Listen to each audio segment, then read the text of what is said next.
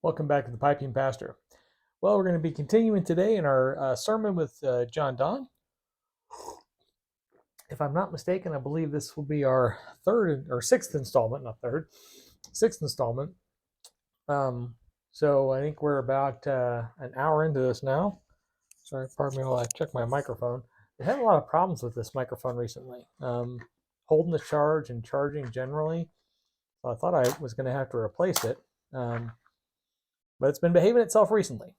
So we'll see. Fingers crossed.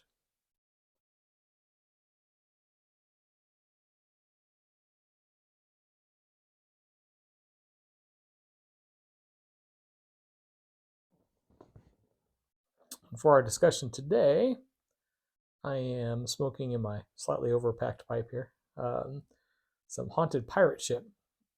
I've been really getting into the Revelation recently, the Revelation match by Sutliff that I mentioned last week. But I wanted some coffee just now.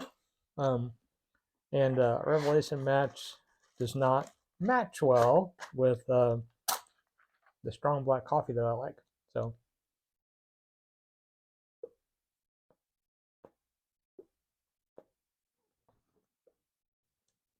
it does great with Earl Grey tea. Um,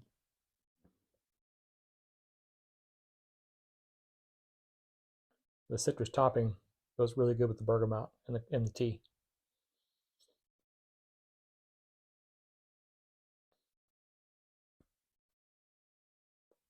Generally speaking, I found, um, to my taste in any case, that strong black coffee goes well with just about any kind of non-aromatic blend and a lot of aromatic blends. But there are some where another beverage is required, and sometimes they're odd pairings. I discovered last winter that, or last fall,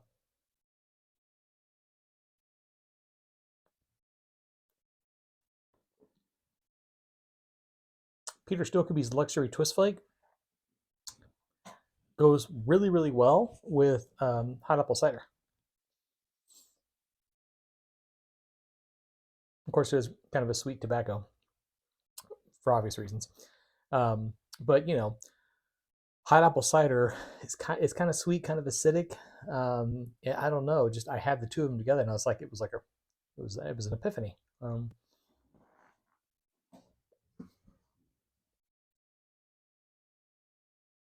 And for those of you who are interested in the Lord of the Rings movies, it was a Peter Stokkeby tobacco that they smoked in those movies. They used the same tobacco for everybody in all those pipes. I think it was a nougat. I think it was a aromatic, of course. They're not going to give non-pipe smokers a deep English or anything.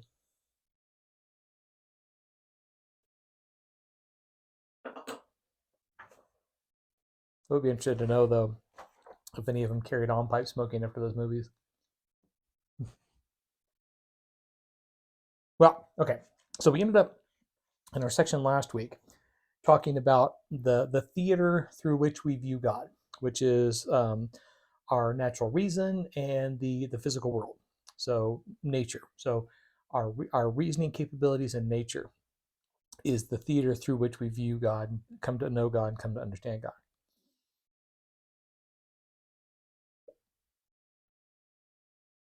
So this is where he carries on. Aquinas calls this theater where we sit and see God, the whole world, and David compasses the world and finds God everywhere.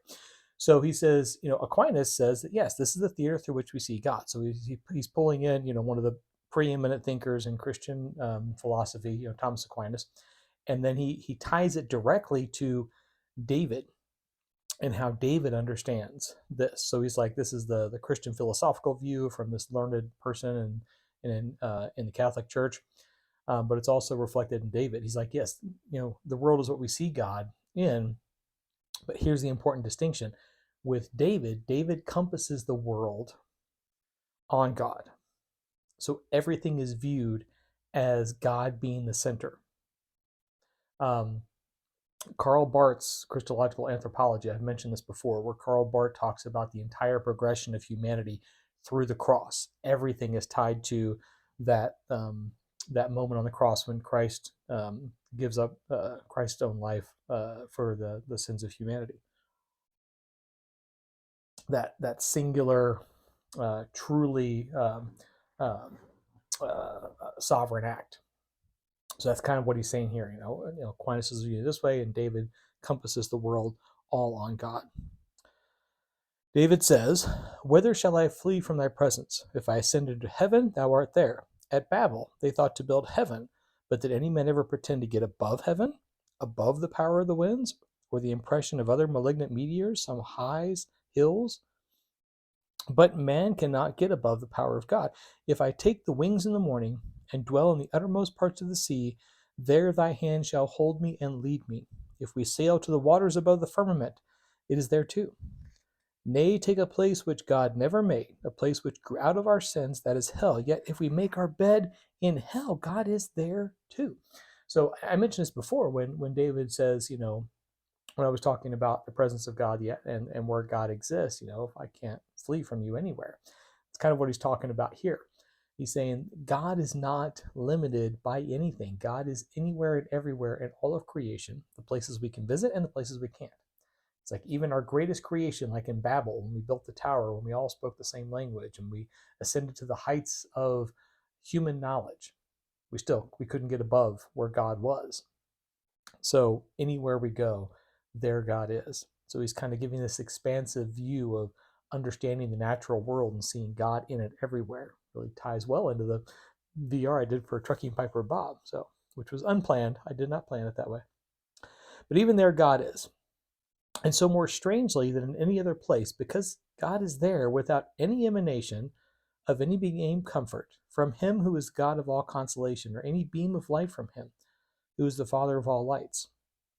In a world, whether we be in the eastern parts of the world, from whom the truth of religion is past, or in the western, to which it is not yet come, whether we be in the darkness of ignorance, or the darkness of the works of darkness, or the darkness of oppression, the spirit of sadness, the world is the theater that represents God, and everywhere people may be, we must see God. So this he answers or brings up a rather controversial discussion in the field of missions that from the east where religion emanates, right, from Jerusalem, from the seat of the Abrahamic faith traditions, all the way to the west where missionaries have not gotten yet. He's like, God is still there. He flat out says it. That was a big push in the Western expansion, especially from the Spanish, was that they needed to bring God to the heathens, right? That was their justification in any case for getting out there and claiming lands and so on and so forth. They had the divine mandate, and he's saying right here, God's there.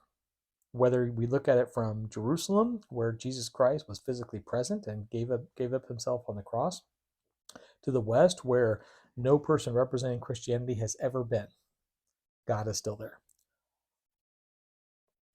That is the theater through which we see God clearly. The whole frame of the world is the theater, and every creature the stage, the medium, the glass in which we may see God.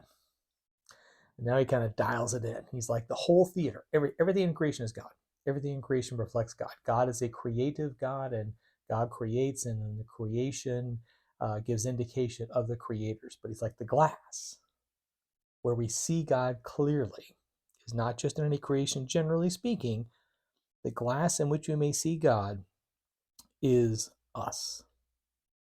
He goes on to say, Moses made the laver and the tabernacle of the looking glass of the women. Scarce you could imagine a vainer thing, except you will see the vain lookers on in action, than the looking glass of women. And yet Moses brought the looking glass of women to a religious use, to show them that came in the spots of dirt which they had taken by the way, that they might wash themselves clean before they passed any further.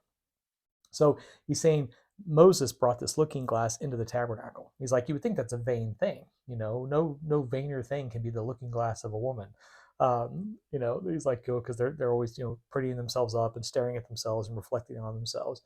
But he's like, they use it to clean themselves up before they pass on their way, before they do their ritual cleansings and so on and so forth, to make sure they're all straight and everything. He's like, you would think that would be a vain thing. Why would you bring that into the tabernacle? But the point is so that we can see the reflection of God in us, because we are God's creation as well, but on a different level, because we are created in the image of God. Well, isn't that ironic? I got through the whole thing, and even green light was still on, and yet for whatever reason, the sound just cut off right there. I was talking about the in the sermon where he's basically saying, that we see the reflection of ourselves, we see the image of God because we are created in the Imago Dei. But there's something else here that I wanted to bring up. In a world, whether we be in the eastern parts of the world from whom truth or religion is passed, or the western, which is not yet come, and I mentioned this about the missions work and so on and so forth, or we be in the darkness of ignorance, or in the works of darkness, the darkness of oppression. So we can still see see God's image, come to know God, whether we are in the darkness of ignorance, or the darkness of oppression, or the works of the evil one. Which kind of goes back to that whole missions mindset idea that the darkness of ignorance does not prevent us from seeing God. God reveals God's self to us in a myriad of ways, most of which, through our own creation and our own reason and so on and so forth. But he's making some profound statements there. And again, these are just bam, bam, bam, bam, bam. He keeps making these over and over, and all these big points that you could really dive even deeper into. And we're on like a 7th episode here, and we still got a couple of pages left to go. But that's something else to think about when you think about someone who may not have ever heard the gospel truth, or may not have ever heard a missions worker come, or gone to church or something else like that. Can they still come to know God? Yes, absolutely. God can still speak to them. God can still reveal God's self to them. And that's one of the key points that he's trying to make here in this section. That the all-powerful, the all-present God can be anywhere and everywhere at once. So, in any case, so I'm going to splice these two things here together, and hopefully the sound works on this one. Or I will have to. I'll just have to get a new microphone. I think it's about time to do that anyway. So, but in any case, hopefully I'll do the review on this and we'll be fine. And if not, I'll redo it. But either way we look at it, this will wrap things up. I hope you have a lovely week.